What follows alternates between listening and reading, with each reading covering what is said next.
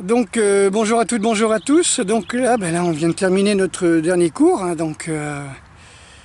très très bien passé. Là on a terminé par des combats gladiateurs pour se préparer pour ce week-end, le week-end prochain. Aux arènes de Saintes, il y a des combats de gladiatures qui viennent un petit peu partout et ça va être quelque chose de bien avec le professionnel de ACTA, Brice Lopez, qui va faire ses derniers combats de rétière dans nos arènes à Saintes. Ça va être quelque chose d'extraordinaire. Ça va être la super fête des gladiateurs, samedi et dimanche, ce week-end, donc c'est 14 et 15, ou c'est ça, ou 15 et 16, je sais pas, juin. Ok. Donc on va faire quelques petites questions-réponses, là voilà, donc avec nos deux stagiaires, et puis je vais essayer de répondre à leurs questions, donc c'est parti. Alors oui, bonjour Bernard. Donc on peut s'être amené souvent à se poser la question, on développe des compétences avec nos arts martiaux, des compétences physiques ou de défense, mais dans quelle mesure on peut ou on doit les utiliser? Ma question, c'est pas tellement sur le cadre légal, c'est plutôt au niveau du karma. Est-ce qu'on se doit d'intervenir sur quelque chose qu'on voit? Je prends un exemple, ça sera la fin de ma question. Quand on disait en Chine que quand on voyait quelqu'un se noyer, les Chinois disaient non, surtout n'interviens pas, c'est son karma, là il doit se noyer. Et puis nous, judéo-chrétiens en Europe, si on voit quelqu'un se noyer, on se jette à l'eau, on est un brave et on le sauve. Voilà un peu la question. Alors voilà, le problème c'est qu'en France on a le cadre de la loi. C'est vrai que j'ai beaucoup pensé à ça. D'abord, ne serait-ce que dans le cadre de l'enseignement, comme j'ai dit plusieurs fois, enseigner des techniques vraiment efficaces à des gens qui ne sont pas dans le cadre de la sécurité, qui ne travaillent pas dans la sécurité, ça ne sert à rien. C'est un petit peu comme je vois, par exemple, on voit des gens qui vont faire du tir, comme en Krav Maga, ou pour avoir une ceinture noire, on leur demande d'aller faire du tir en Israël, à l'arme automatique ou au pistolet, alors qu'en France, on n'a pas le droit d'avoir d'arme automatique et ni de pistolet, si c'est pas son métier. Et si c'est son métier, pourquoi aller faire du tir à Tel Aviv, étant donné que déjà dans son métier, il fait du tir. Bon, voilà, j'ai trouvé ça complètement débile, quoi, en France, où ça réserve, c'est-à-dire ça renferme quelque chose de louche derrière, quelque chose de communautaire, religieux, raciste ou je ne sais trop quoi, exclusiviste, d'extermination, etc. Ou bien il y a quelque chose de louche. Bon, maintenant en tant qu'enseignement, voilà. Maintenant en tant que pratiquant, effectivement, tu vois quelqu'un se faire agresser, il y a deux solutions. C'est que d'abord il y a le cadre de la loi, où si tu n'interviens pas, il y a non-assistance à personne en danger. Après, si tu interviens, là c'est chaud aussi, parce que tu sais pas ce qui se passe. C'est peut-être quelqu'un, par exemple quelqu'un qui récupère sa gamine qui a 19 ans, qui a fait une fugue depuis des mois, et qui se drogue, etc., qui deal, et puis que la nana veut pas se laisser faire, le père lui met deux baffes. Toi t'arrives, tu casses le bras au père, la nana se casse et le père la revoit jamais plus. Donc on peut pas savoir. Donc effectivement, j'ai eu le même réflexe, et je sais que ça va faire grincer les dents, mais tant pis. J'avais dit à un kiné ostéo, que j'ai jamais revu d'ailleurs, donc le mec qui se fait que ça va peut-être travailler, mais quelqu'un par exemple qui a des douleurs quelque part, c'est son corps qui est en train de lui dire attention, tel organe fonctionne mal, telle partie du corps n'est pas oxygénée, par exemple le gars qui est toujours en train de contracter son épaule droite ou son épaule gauche, ça veut dire peut-être qu'aussi qu'il cherche à se protéger ou qu'il cherche à frapper, il a toujours les poings serrés, donc les avant-bras sont complètement tendus, donc ça veut dire qu'il est un peu parano et voilà, il surréagit ou surévalue les dangers constamment. C'est un petit peu la base de la parano. Et donc il est complètement tendu. C'est pas en prenant un médicament ou en allant voir un ostéo, ce qui revient au même, où le gars il va le détendre mais il va rien faire au niveau du psychisme, donc ça vaut rien du tout, vaut mieux qu'il aille voir un psy. Pareil exactement, si vous remettez le bassin à quelqu'un et comment on peut dire, somatiser des saloperies qu'il fait dans la vie, tu vois, tu l'aides à guérir ce que son karma lui donne. Donc tu prends son karma. C'est un petit peu comme tu dors pas assez, donc le matin tu te réveilles, tu as mal de tête, tu prends de l'aspirine, tu retournes au boulot. Au bout d'un moment, ton corps, c'est pas un mal de tête qu'il va faire, tu vois, c'est bien pire, parce que tu n'écoutes pas ton corps. Donc je ne sais pas si c'est vraiment clair la façon dont je le dis, mais voilà, karmiquement tu interviens effectivement, comme disent les Chinois, je dis pas qu'il faut laisser les gens se faire agresser, il faut déjà essayer de comprendre ce qui se passe. On ne rentre pas dans une guerre sans savoir pourquoi il y a la guerre. Je laisse passer le coup de vent. Voilà, je pense que quand même, faut faire attention à ça. Évidemment, la loi française nous oblige à intervenir. Il y a très peu de gens qui interviennent sur des viols, pardon. Enfin, je veux dire qui interviennent sur des viols. Bon, sur un viol, bon, c'est clair. La nana a dit non, c'est non, quoi, toi. Maintenant, j'irai pas faire ça dans une boîte de nuit. Dans une boîte de nuit, j'irai pas intervenir en sortie de boîte de nuit. D'abord, j'y vais pas, on est d'accord. Mais bon, déjà, le public de boîte de nuit, c'est déjà, à mon avis, voilà, ils boivent, ils se droguent, ils font les pétasses, ils sont là pour se faire sauter. Donc, voilà, s'il y a bagarre, il y a bagarre. Voilà, j'irai pas m'interposer pour sauver des gens qui ont choisi de se mettre en danger. Voilà, qui mettent, par exemple, j'ai rien contre ça, je vais pas être méchant non plus, mais quelqu'un, parce que j'ai vécu la scène, hein, quelqu'un qui met 2 heures pour choisir ses habits, 1h30 pour se maquiller, qui a fait tout ce qu'il faut pour attirer les gens, et puis qui se fait toucher les fesses en boîte de nuit, et qui va déclencher une bagarre parce qu'on a osé la toucher. En fin de compte, c'est une personne moche qui l'a touché, et voilà, ce serait une personne belle, un mec bien foutu avec une BMW ou une Porsche, là ça la dérangerait moins. Ouais. Je sais que ça peut faire grincer des dents. Moi je vous parle de quelque chose que j'ai vécu, que j'ai vu pendant les années où j'allais en boîte. Hein. Donc effectivement, hein, c'est pas je danse pas ou je baisse pas avec. C'est je ne baisse pas avec toi, je ne danse pas avec toi. Voilà, c'est ça quoi. Voilà. Mais bon, après c'est une question de choix. Moi je sais que tout le milieu nocturne, hein, comme disait le sketch du Belge, là, comment il s'appelle en Suisse, là, quand ils font le truc en Suisse, là, le truc comique. Montreux. À Montreux, le gars il dit, bon, si c'est vrai, je suis bourré les 3 h du matin, mais bon, si je renverse quelqu'un sur la route, c'est forcément, ce sera pas un innocent. À 3 h du matin, les gens honnêtes, ils sont couchés. Voilà, donc j'irai pas intervenir dans la boîte de nuit. Maintenant, les gens, ils raconteront ce qu'ils veulent, ils feront ce qu'ils veulent, c'est leur problème, ils sont pas contents. Voilà, les gens, je dirais les gens qui sont bien dans leur tête, ils vont pas, voilà, ils dorment la nuit, on va dire, voilà.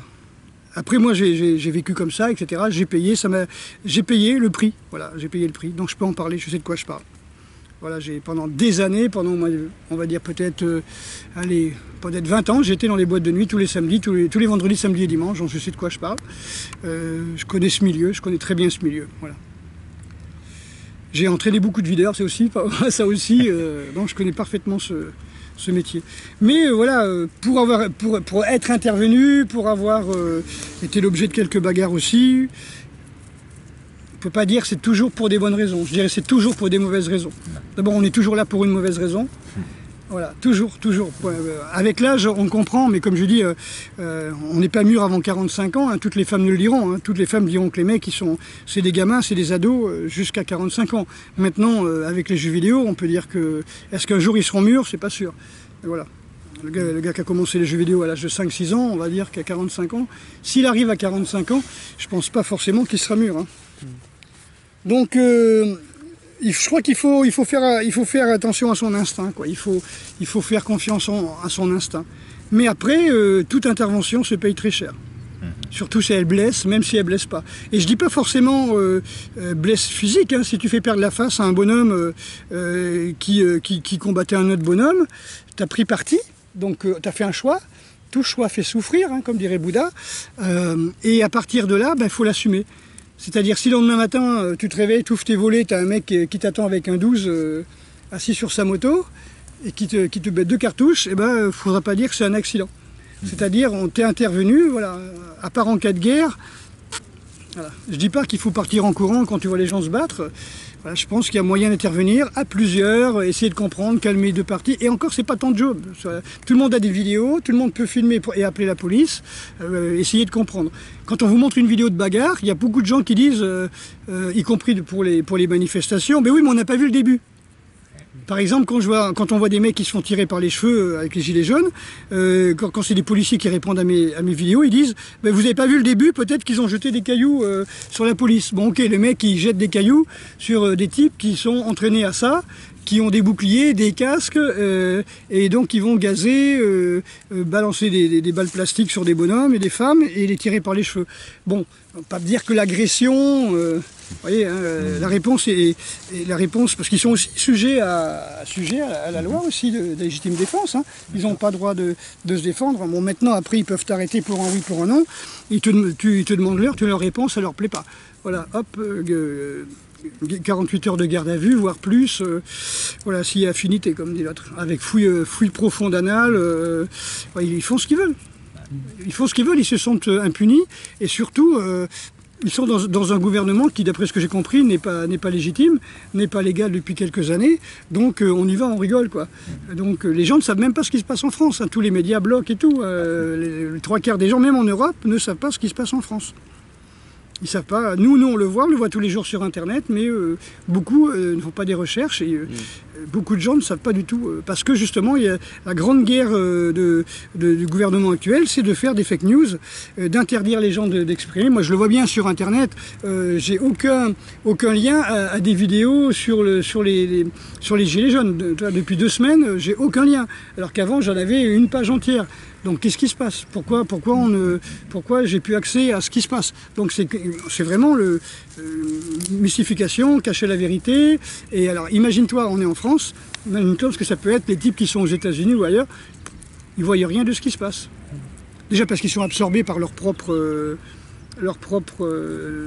problèmes, déjà, hein, métro boulot bobo, et puis dodo, et puis aussi ils ont leur propre actualité dans leur propre pays.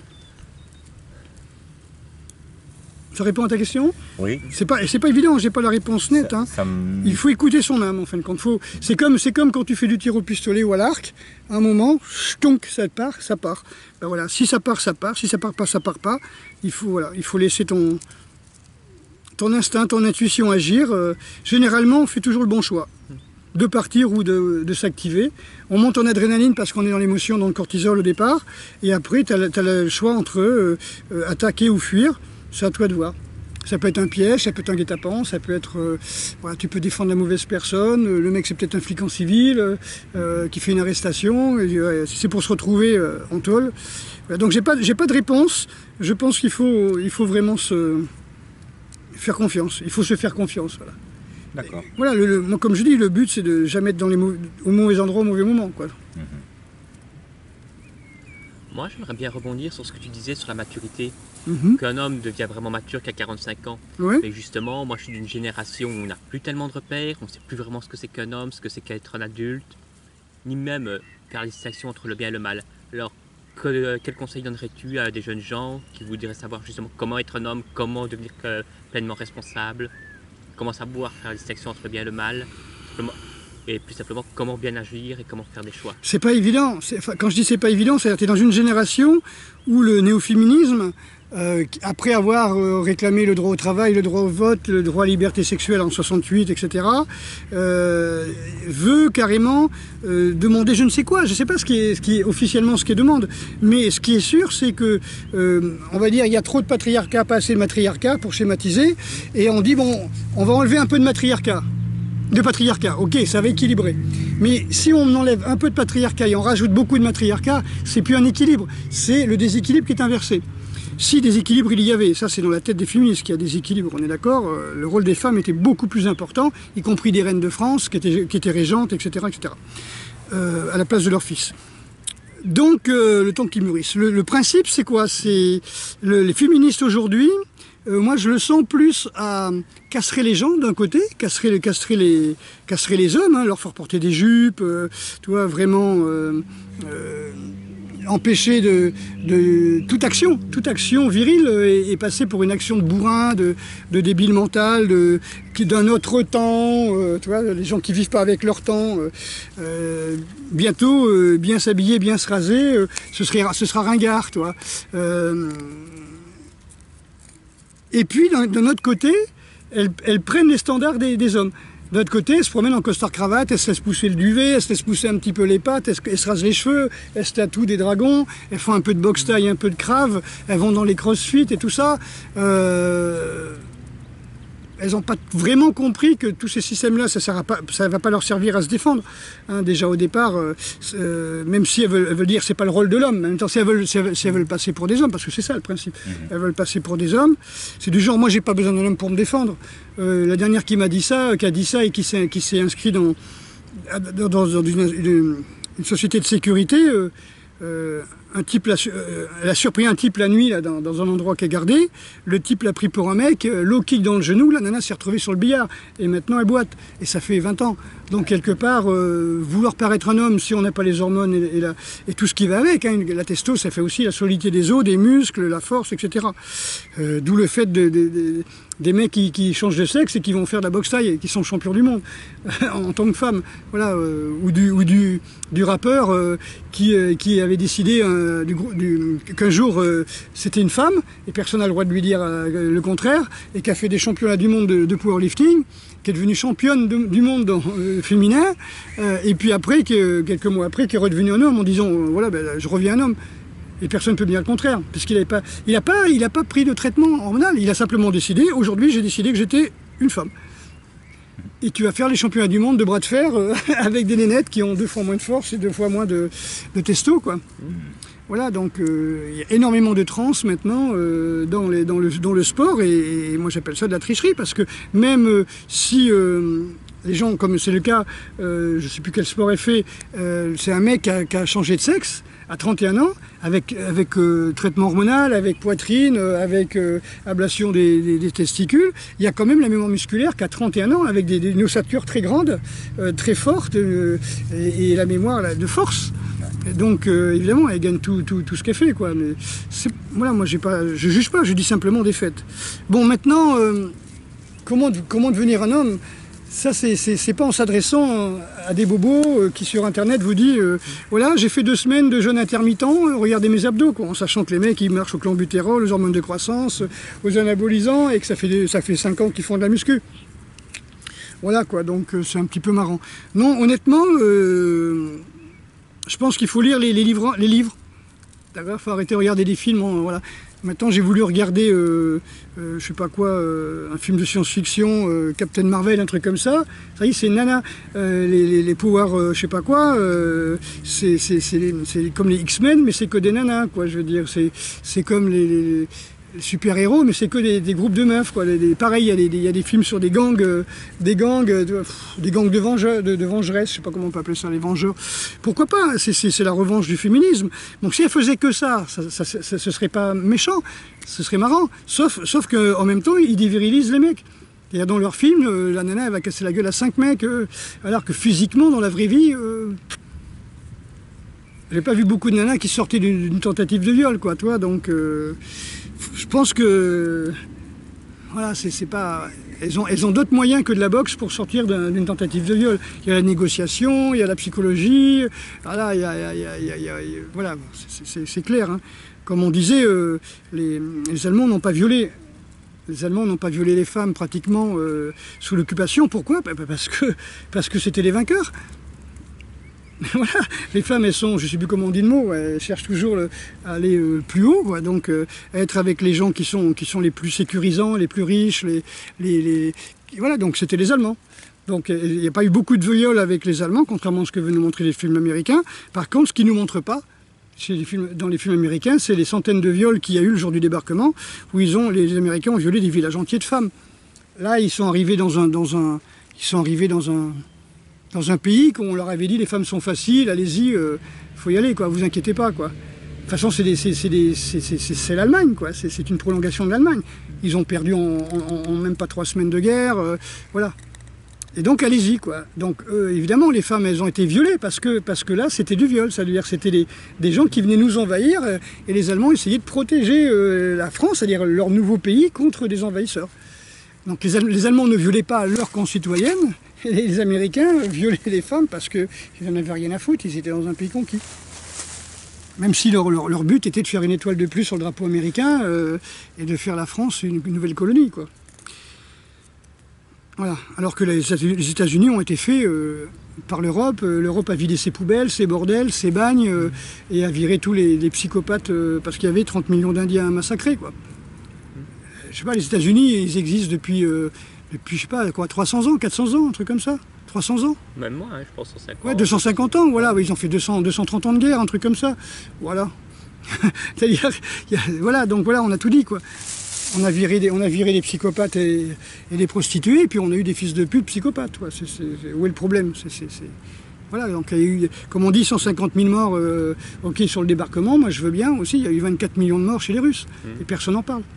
Et au début, juste après la guerre, tout le monde savait en France que c'était les Russes qui avaient été à Berlin, qui avaient pris le bunker d'Hitler, qui avaient mis fin à la guerre.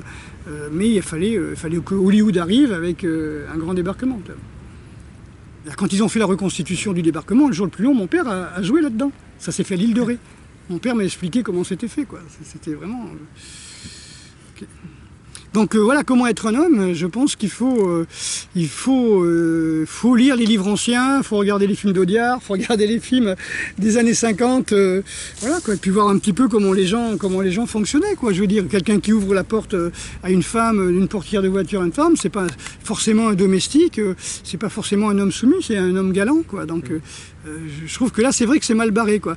Et c'est vrai que quand je vois les jeunes aujourd'hui, c'est des crevettes, les types, ils se chient dessus, ils baissent les yeux, ils marchent courbés. Merde, où sont les mecs, quoi, tu vois, où sont les hommes? Non, Patrick Juvet chantait Où sont les femmes? Bon. Mais maintenant, on chante Où sont les hommes, quoi. Il n'y a pas une femme qui va chanter Où sont les hommes, quoi, tu vois, parce que, voilà, elle se ferait tuer par les féministes. C'est vrai, où sont les hommes? On se pose la question. Et des moments que tu veux être un homme, on dit que c'est ringard, ou même tu tombes sur le coup de la loi, quoi. Carrément, tu peux avoir des problèmes si tu te conduis comme un homme, comme un vrai. Donc, on est d'accord, c'est pas évident, quoi. Ben voilà, tu fais de la muscu, tu fais un travail viril, voilà, tu cherches à faire une famille en protégeant ta famille, et puis voilà, quoi. Je veux dire, c'est pas le fait d'enchaîner la femme au lavabo comme on veut nous faire croire, quoi, tu vois. Je veux dire, avant, les femmes avaient l'éducation des enfants, elles s'occupaient du jardin, du petit bétail, c'est-à-dire des lapins, des poules, et les hommes s'occupaient d'aller faire les foins, de faire les tranchées, de faire la toiture, de s'occuper du grand bétail, c'est-à-dire par exemple des vaches, des bœufs, des cochons par exemple, et ils s'occupaient des champs. Donc c'était deux choses différentes. Bien sûr, les femmes mangeaient à part, sûrement, les hommes mangeaient à part. J'aime bien, c'est souvent on me dit oui, bon, les femmes elles mangeaient après les hommes. Non, les femmes elles mangeaient que pendant qu'elles faisaient la cuisine. Faut pas être con. Faut pas être con. Les gens, ils n'ont jamais fait de gâteau, ils n'ont jamais la fille de cuisine. Quand je fais la cuisine, je goûte, je mange en même temps. Hein. Évidemment, je m'en vante pas, mais voilà. Non. Je crois que voilà, on a vraiment perdu le modèle d'homme. Hein. Et beaucoup de gens se demandent où sont les hommes. Et puis moi, je vois mes point de vue muscu, quoi. Tu vois, la dernière fois, quand on a fait la vidéo, tous les jeunes sont arrêtés. Parce qu'ils n'avaient jamais vu quelqu'un prendre un poids de 22 kg et puis soulever comme ça au-dessus de la tête. Ouais. Bon, ça leur paraît insensible, enfin impossible. Quand j'ai fait même les écartés à plus de 24 kg, c'est pareil. Les gens, ils n'ont jamais vu quelqu'un faire des écartés à 45 degrés à plus de 24 kg. Moi, je les faisais à 33 kg à leur âge. Donc, j'ai 62 balais et je fais encore mes sauts périlleux, je fais encore mes combats, je fais encore mes footings. Je ne sais pas comment seront les gars, quoi. Est-ce qu'ils iront? Parce que le but, c'est quand même qu'ils n'aillent pas à la retraite. Hein. Il n'y a pas de retraite. Hein. Avec nos retraites, on paye les fonds de pension américaines, on rembourse le débarquement. Là, c'est Made in Hollywood. Parce qu'on croit que c'est des héros, alors que dans la réalité, ils ont ouvert les prisons eux aussi, quoi. Ils ont pris tous les psychopathes qui étaient en prison, les violeurs, les assassins, les prisonniers de droit commun. Ils ont dit, bon là, vous avez une chance de vous rattraper, on vous fout devant une péniche et puis vous arrivez en premier, quoi. Voilà, vous avez une chance sur 2 ou 3, mais c'est mieux que la prison à vie ou la chaise électrique. Donc dans les péniches de débarquement, il y avait aussi énormément de psychopathes.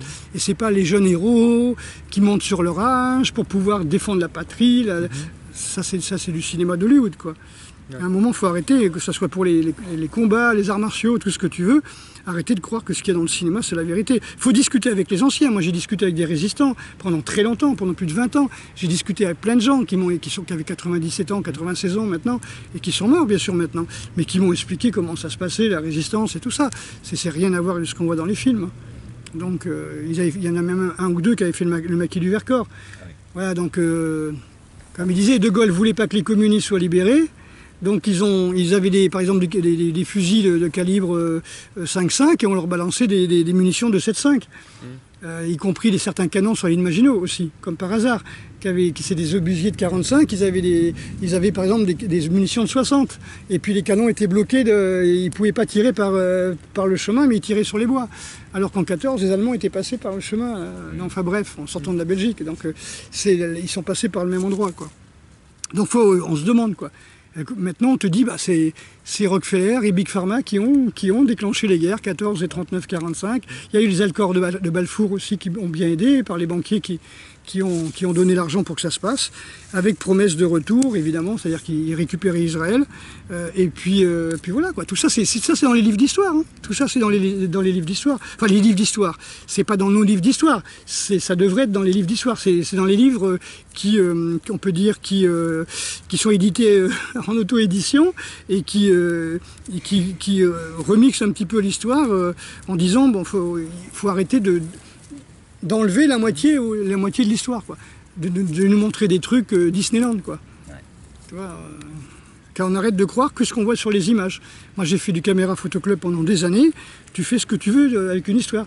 Tu peux faire croire à quelque chose de positif ou de négatif. Tu peux faire passer un héros pour un clodo et un clodo pour un héros, avec les mêmes films, selon la façon dont tu tournes, selon les commentaires qu'il y a, selon la chaleur de l'image, ouais, par exemple, le découpage, le montage. Est-ce que là je suis en contre-plongée, là je vais me mettre en plongée, c'est totalement différent. Là je parle comme si je parlais à un enfant, là je parle comme si je parlais à un adulte, là je parle à quelqu'un qui est copain avec moi. Bon, là j'ai pas mon pied, donc c'est pour ça que je le fais. Bah tiens, je peux même le mettre là-dessus, ça peut être aussi bien aussi. Voilà, donc quelque part, tout est jeu de caméra, voilà. Et tout est manipulation. De l'image, du son, du découpage, du montage, du rythme, tout ça, de la musique. Moi j'ai vu ça par exemple, quand tu voyais Bruce Lee qui faisait un nunchaku, comme ça, tu entendais le corps, le cerveau, voilà, l'impression qu'il a fait 10 tours alors qu'il a fait juste un demi-tour. Devenir un homme, c'est ça le truc. Moi j'ai toujours vécu dans des, entre guillemets, colonies de vacances de l'armée, avec des militaires, avec des moniteurs qui étaient des moniteurs commando, et c'était à celui qui était le plus fort. Hein, on jouait à chaque fois, à 7 ans, 8 ans, 9 ans, 10 ans, c'était à celui qui serait le mâle alpha dans le groupe.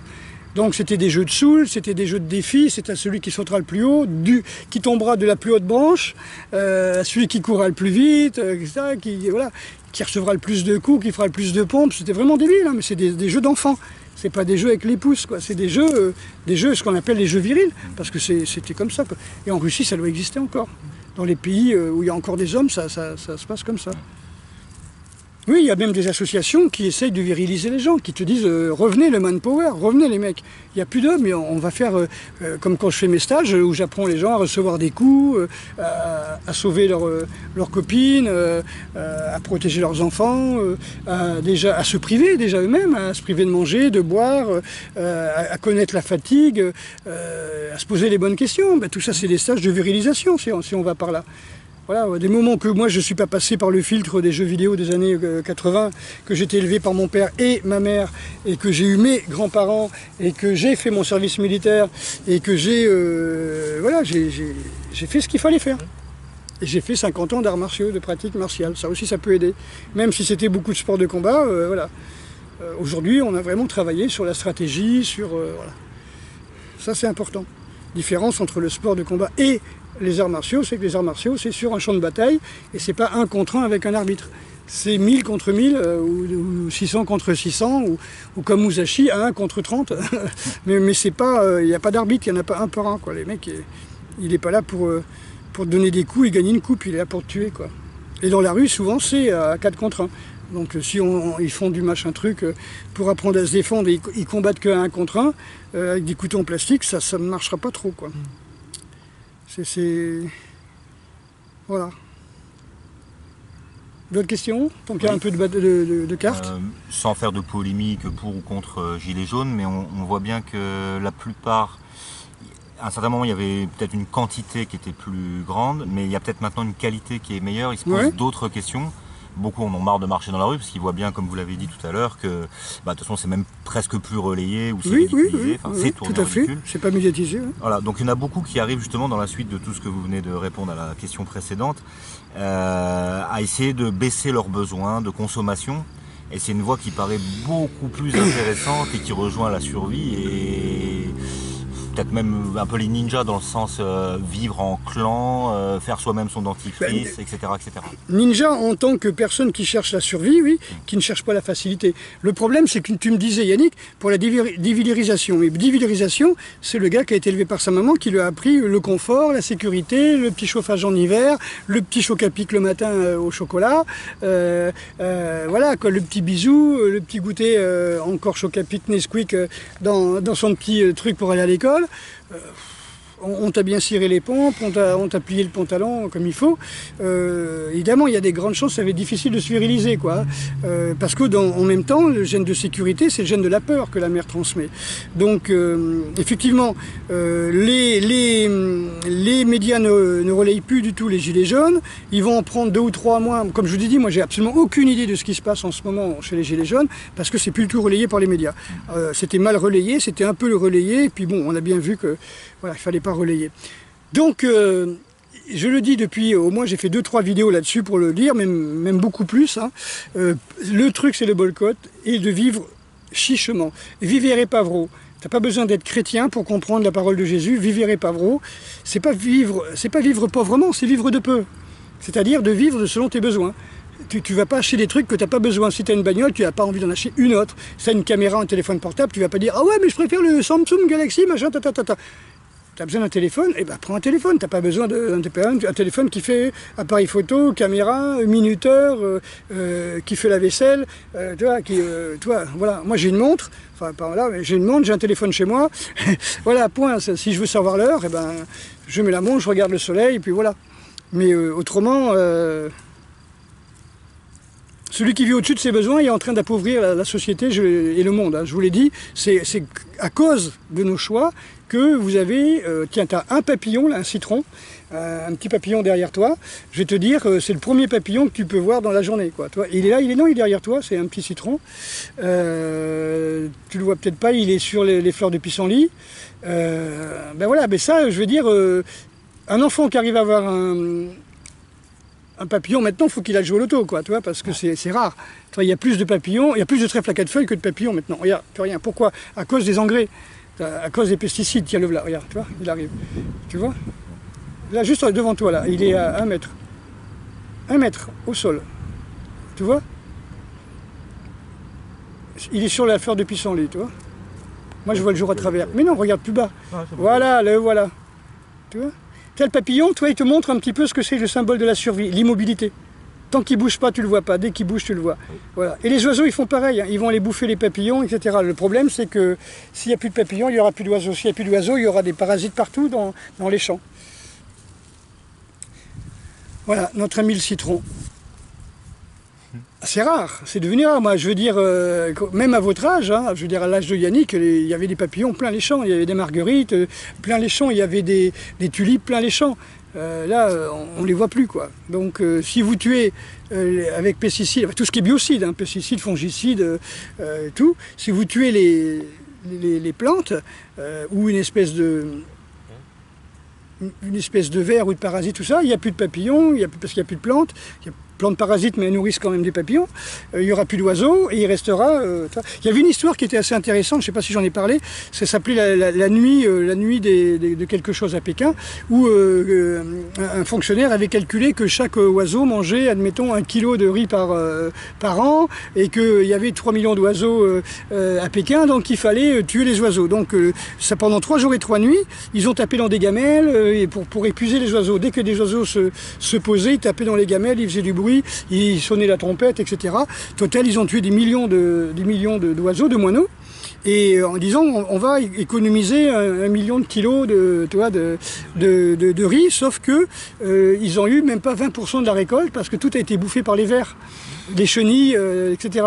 Parce que les oiseaux mangeaient juste ce qu'il fallait comme grain, mais ils mangeaient surtout des chenilles, quoi. Tu vois, les oiseaux ne sont pas à 100% herbivores, quoi. Voilà, donc tu lâches des poules dans la nature, il n'y a plus d'escargots, il n'y a plus de limaces, quoi. Tu vois, c'est pas la peine, quoi, de leur filer du grain, quoi. Je veux dire, j'ai jamais vu des poules cultiver du maïs, quoi, par exemple.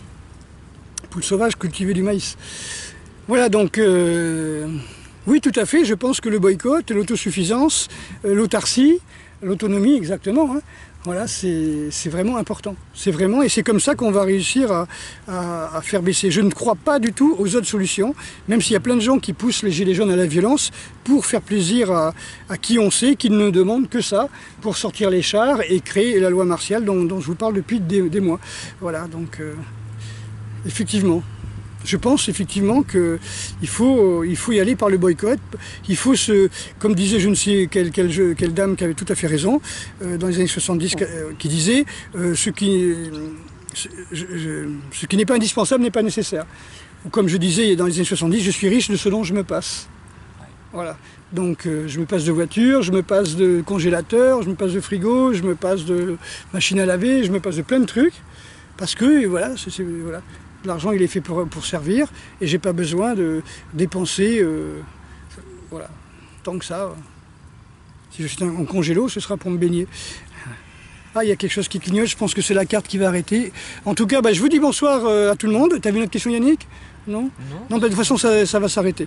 C'est peut-être déjà arrêté. Allez, à très bientôt. Et puis, je vais mettre ça en ligne ce soir. Et puis, n'hésitez pas à commenter, hein. Tant pis si j'ai fait grincer des dents, je parle avec mon cœur, mes tripes, et je vous dis ce que j'ai vécu. Allez, ciao!